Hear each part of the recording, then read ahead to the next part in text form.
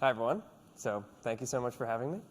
So we all value our freedom and our safety, but there are increasing threats to our freedom and safety both online and offline, from hackers to corporations to governments, advances in technology that are really threatening our way of life. And I'm going to talk to you today about some of the decentralizing technologies that can help protect us, help keep us safe, and help keep us free. So my name is Ryan Shea. As Richard said, I'm co-founder of Blockstack. And you can find me on Twitter at Ryan E. Shea if you'd like to tweet about this presentation, if you'd like to mention it. And you can also check us out at blockstack.org.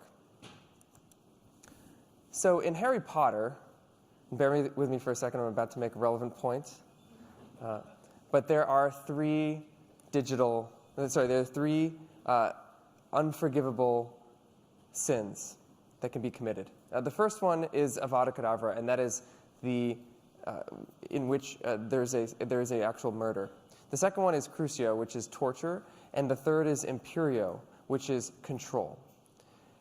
And I'd like to make a parallel here between these sins, these unforgivable curses, and what I would like to call three digital sins. Three sins in the digital world that affect all of us. And they are surveillance, censorship, and manipulation. So the first one, surveillance, that is the collection of our information, of our data, oftentimes without our knowledge or our consent. The second one is censorship. And that can come in many forms. The most obvious is preventing access to the software that you'd like to use or certain types of information. But it can also incorporate making it harder for you to access certain information, potentially by surfacing certain content over others. And the third is potentially the most insidious, which is manipulation. And through this, we can have the information that reaches us crafted in such a way that is able to influence our thoughts and influence our perceptions and influence our behavior. And the reason I talk about these three is because these are the three major ways in which we can be influenced in the digital world, and we need to be increasingly aware of them and careful in a world that is more and more pervaded by artificial intelligence. But there's good news. With the right software, we can protect ourselves. We can limit mass surveillance. We can combat censorship. And we can protect ourselves from manipulation. We just need to make sure that we use the right software. And here I'd like to introduce this concept of decentralized applications, which may be a very large portion of the solution to these problems. So with decentralized applications, and I'll go into exactly what they are in a little bit, but with decentralized apps, we can own our data. There are no central operators to be targeted, and there's a choice between different versions of software. One example that I like to give here is email, where email is actually a decentralized network. We might not necessarily think of it that way, but it really is. And it is this set of protocols that we can use to communicate with one another, and we're able to use many different pieces of software. I can use Outlook, you can use Gmail, someone else can use Hotmail, and they're all compatible with one another. And anyone can really host their own email server, or a team of developers could create their own email provider. That's the power of a decentralized network. There are other notable examples, like, for example, BitTorrent and Bitcoin, and really, we can see the incredible benefits of these types of systems and imagine how all of our other software can operate in the same way. Now, we'll dig into what decentralized apps exactly are and the difference between the centralized model and the decentralized model. So the centralized traditional model that we are used to with most of our applications, other than email, is that we rely upon a single company to power all of our services, all of the interactions that we have online. So for example, take Facebook or Instagram. If you're using one of these applications, then every single interaction that you have on the application, you're scrolling through the feed, you view photos, you're communicating directly with Facebook's massive data centers, which have the data on all of us, on billions and billions of people in these massive server farms. You're viewing photos in this application, you're pulling them directly from Facebook. You upload a photo, you send it to Facebook. If I view your photo, I'm going to those same servers and I'm pulling the photo down. We're completely dependent on these individual data centers owned by these corporations. And if we want to use a different version of the application, we don't have a choice there. If we want to change certain aspects of how our data is being managed, we really have to work within the confines of these software providers. But as we spoke about with email, there's a really very different model, which is the decentralized model. And with this model, we have the ability to choose our own software provider, we have the ability to own our own data, and we have the ability to take it with us from one application to another. We have increased privacy, and additionally, we have increased control and the ability to have true freedom of speech. And what this model is characterized by is something where we each have our own repository of data that we control. We like to call this a private cloud. And if we're communicating directly on some application, sending photos to one another, then my data is stored in my private cloud, your data is stored in your private cloud, and we can pull it from each other. Direct peer-to-peer communication.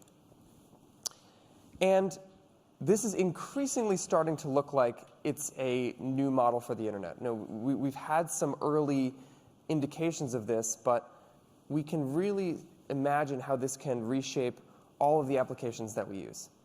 And we like to call it Internet 3.0.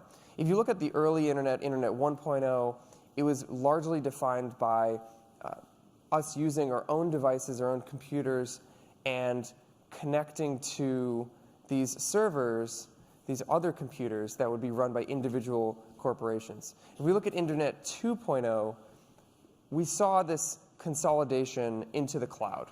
We saw, instead of companies like Netflix using their own, relying upon their own servers and you connecting to Netflix servers, instead we moved to a model where many, many large companies like Netflix are relying upon what we call the cloud, which is companies like Amazon essentially allowing those companies to outsource their server hosting to them.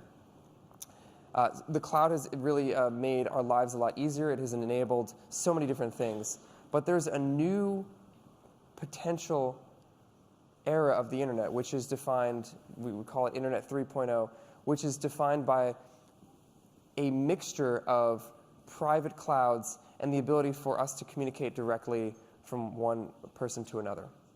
That means we can have the same incredible capabilities of the cloud, but still have the same data ownership that we got when we were using software on our own computers, like Microsoft Word and Microsoft Excel. And this may seem very futuristic, but there is actual software that you can use today to experience decentralized applications. We have a browser called the Blockstack browser that you can try out, and you can sign into applications that are decentralized and allow you to own your data and bring it with you. You can sign up. You'll see that this is an actual real sign-up flow where a user is creating an account to use this application called Stealthy, which is a peer-to-peer messaging application. You go in, you create an ID, and you have an identity that you completely control, and there are keys on your devices that can allow you to sign all of your data, encrypt it end-to-end between devices, and be in complete control of the applications that you use. So I want to highlight a few different applications. The first application that I'll highlight is this application called Graphite, and it's a decentralized alternative to Google Docs. What's incredible about this app is that it works very different from Google Docs. With Google Docs, every single interaction, every single character that you type in is being sent to Google servers. If we are collaborating on a document, Google is the relay point between us, and Google has the single source of truth. And it's actually very hard for you to get out of Google's sandbox. But with Graphite, it works very differently. It works between our private clouds, and there's no company that is able to see the data and no single company that is able to shut the documents down, like has happened to journalists before in Google Documents. So this really highlights how different the model is and how there's so much potential with applications that are decentralized where we own our information. The second example that I'd like to highlight takes a little bit of background. So there's this encrypted messaging application that you might be familiar with called Signal. And Signal is an incredible app. It's very private, very secure. It's one of the best, potentially the best, encrypted messaging apps out there. But one of the massive challenges with Signal is that it's still one company that produces it. And it's still one application that is published to app stores, like the Google Play Store and the Apple App Store. And because of that, this application can be targeted. This application can be blocked. It can be shut down. And many different countries are actually blocking this application because it presents a threat to a lot of what they see as being able to control speech. They have been working to evade the censorship, and they've been working with Amazon and Google. They've been utilizing some of their services, but Amazon and Google have said, no, we're not allowing this anymore, partly because they don't want to get in trouble with some of these regimes. But if we are to really support freedom of speech, if we are to support democracy around the world, we need to empower people, and we need to make sure that people are able to get the software that they need and be able to get access to information. So we have an imperative to make sure that authoritarian regimes do not block applications like this. And a big part of the answer here is making sure that we're actually using decentralized software and that we're not relying upon single instances of software that can be easily blocked and easily censored. And there's good news that there is an application that has come out called Stealthy that is a decentralized messaging application. What that means is that all of your messages are stored in your private cloud, and all of my messages are stored in my private cloud. And if I want to have a conversation with you, we talk to one another, and we're able to get our messages onto our own devices. The other amazing thing is that because we own that information, we can bring it with us from that application to a competing application. That means another software developer can create a different version of the application where as soon as you sign up for that second application, all of your conversations are in there all of a sudden.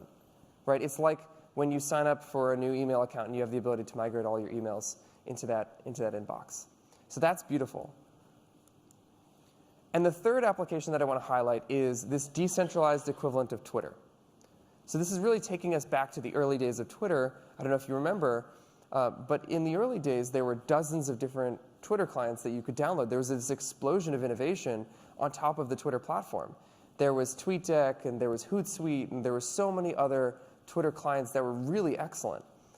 But that was before Twitter shut down its API and basically banned developers and companies that it saw as a threat to its business model. And all of a sudden, all these businesses and all these wonderful applications that we loved, they disappeared. With a decentralized Twitter, that cannot happen. It works like email, remember. It uses a common set of protocols, and any developer can, or any company can build a new version of the application using different features, a different interface, a different experience on a different device, and a different store, and they can all be compatible. This is something that it's very hard for us to fully imagine, but we can see these early glimpses from applications like email and BitTorrent and Bitcoin. But this is just the beginning. These three applications are some of the early applications on the decentralized internet. And we're seeing so many developers, thousands of developers, building decentralized applications on our platform, on Blockstack, and on so many others.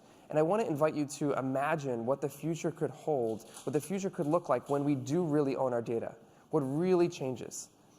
And there's so many incredible things that could happen. You know, you can imagine things like a personal search engine where all of the data is private to you, And you have the ability to really search all of your thoughts, all of the notes that you've ever taken, everything across all documents. But at the end of the day, all of the data is still with you, and you don't have to compromise in privacy to get there. You can also imagine a situation where you are able to browse across the entire internet, and you have an experience that you know and love with Amazon one-click payments, but you don't have that experience on so many other shopping sites.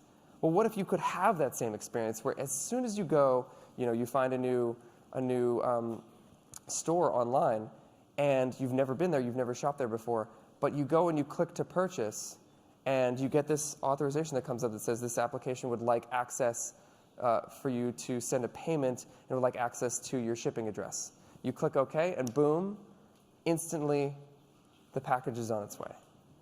So there's so many incredible things that can happen when we own our data. It's more than just getting privacy. It's more than just having censorship resistance.